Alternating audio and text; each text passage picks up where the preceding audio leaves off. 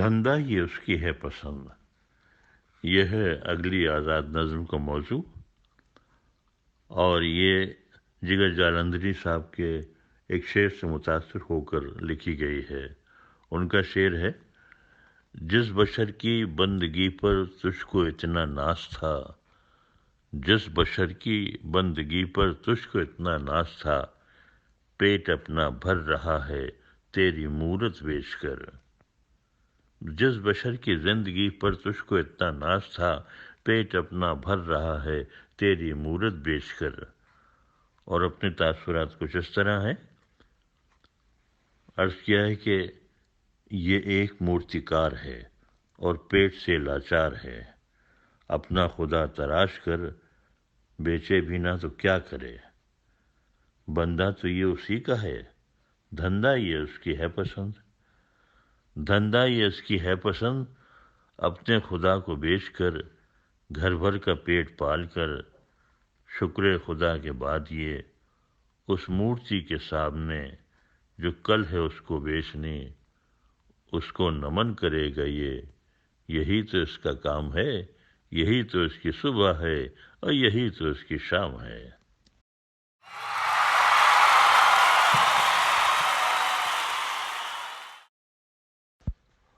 اگلی آزاد نظم کا عنوان ہے بالآخر.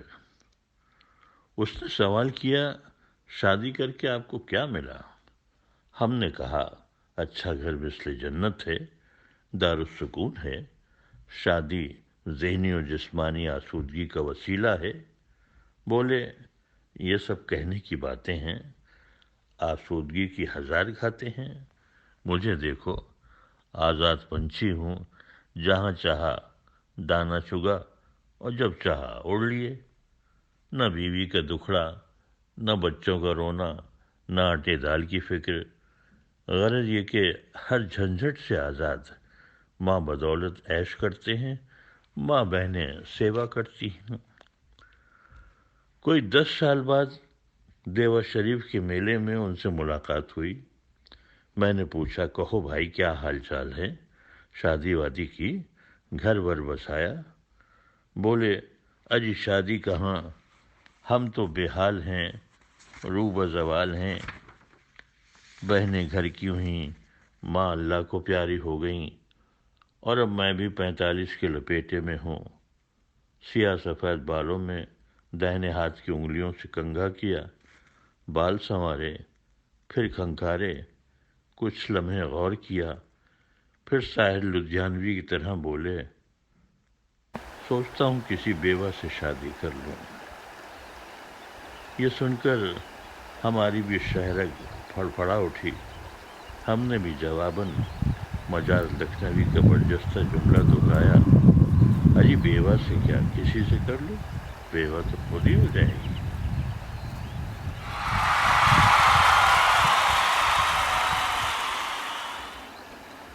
اور اب کیا تاخیر ہے جناب، یہ عنوان ہے، ملاحظہ کیجیے. نفیس کپڑوں کے ذوق اور شادیوں میں شریک ہونے کے شوق میں وہ آگے ہی آگے تھے. مرغن غذائیں نوشی جان کرنا ان کا خاص مشغلہ تھا، لیکن اصل مسئلہ موقع کی تلاش. یوں تو نیک و سعید تھے، دور ماضی کا حال جدید تھے، پھر بھی صفوف شباب ثانی کی گھول سے بالوں کو رنگ دے کر، چہرے کے جھول کو ایک خاص ڈھنگ دے کر کسی نہ کسی شادی میں بن بلائے پہنچ ہی جاتے تھے. لڑکی والے سمجھتے تھے کہ لڑکے والوں میں سے ہیں، اور لڑکے والوں کو یہ گمان کہ لڑکی والے ہیں. آج تک کوئی پہچان ہی نہ سکا. ہر بار عزت کا محافظ وہی رب العزت. راتیں آرام سے باراتوں میں گزرتی تھیں، اور دن کھانے کی جستجو میں خیرات خانوں میں گزر جاتے تھے. ایک دن تیار ہو کر گھر سے نکلے. 1000 قدم چلے ہوں گے کہ ایک کوٹھی میں خاصا انتظام نظر آیا. دن کے کھانے کا اہتمام نظر آیا. لمحہ بھر کے لیے غور کیا، یہ کیسی بارات ہے؟ نہ باجا نہ گاجا، نہ کوئی ہو نہ حق۔ سوچا شاید کوئی مسلم شادی ہے، وہ بھی شرعی، جس میں بارات کے ساتھ بینڈ باجا نہیں بجتا۔ دل ہی دل میں خوش تھے کہ چلو کھانے کا کچھ انتظام تو ہوا۔ جا کے پنڈال میں دری چاندنی کے فرش پر بیٹھ گئے، باراتیوں کی طرح ایڈ گئے اور خیال کیا کہ دسترخوان اب بس بچھنا ہی چاہتا ہے، بچھے گا تو ٹوٹ پڑیں گے۔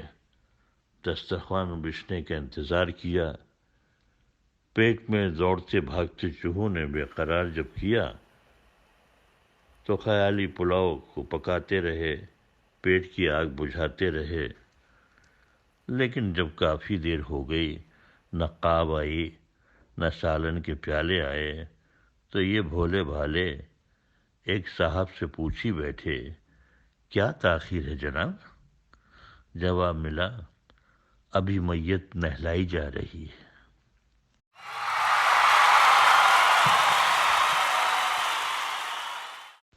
اگلا موضوع ہے اللہ تعالی۔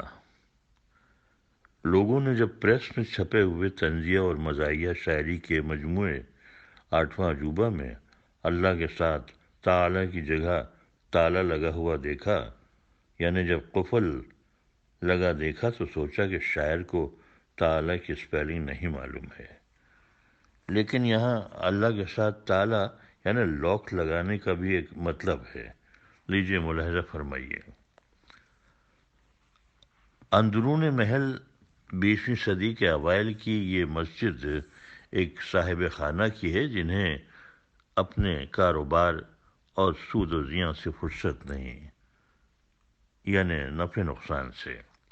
مسجد اجاڑ ہے، جا بجا مکڑی کے جالے لگے ہیں، دیواریں موجود، در غائب، چھت مدارد۔ مسجد میں صرف سورج آتا ہے، بارش آتی ہے یا پھر محلے کی بکریاں آتی ہیں، نمازی کبھی نہ دیکھے گئے۔ اہل خانہ کو فرصت نہیں کہ مسجد کی خبر لیں۔ ایک دن ایک بزرگ سفید ریش نے اہل خانہ کو روکا، انہیں ٹوکا کہ پاک پروردگار کے گھر کی یہ بے حرمتی ہے۔ صاحب خانہ کا جوش ایمانی اوت کر آیا، انہوں نے کاریگروں کو بلوایا، ان سے اسٹیمیٹ لیا اور در و دیوار ٹھیک کرا دیے، لیکن چھت پھر بھی غائب تھی، شاید اس لیے کہ بوقت ضرورت آہ و فریاد اور نالہ و بکا براہ راست اوپر تک جا سکیں۔ غرض یہ کہ مسجد میں ایک خوبصورت دروازہ لگا، کنڈی لگی اور ساتھ میں ایک تالا بھی لگا۔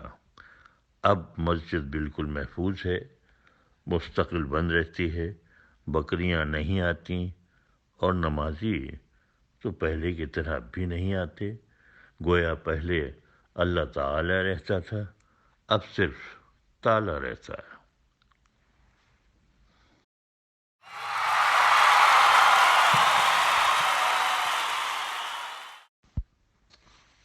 کچھ لوگ بڑے پھینکو ہوتے ہیں، بڑے بڑے وعدے کرتے ہیں، میں یہ کر دوں گا، میں وہ کر دوں گا۔ بہرحال اگلی نظم کا عنوان ہے تمہارے وعدے۔